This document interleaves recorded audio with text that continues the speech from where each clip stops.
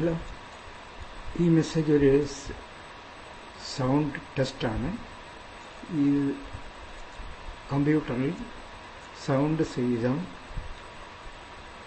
Video message വരുന്നുണ്ടോ എന്നറിയാൻ വേണ്ടി മാത്രം നടത്തുന്ന ടെസ്റ്റാണ്. നിങ്ങളുടെ കമ്പ്യൂട്ടറിൽ ഈ വീഡിയോ കാണുന്നുണ്ടോ എന്ന് പരിശോധിച്ച് സൗണ്ട് ഉണ്ടോ എന്ന് നോക്കുന്നതിന് താൽപ്പര്യം.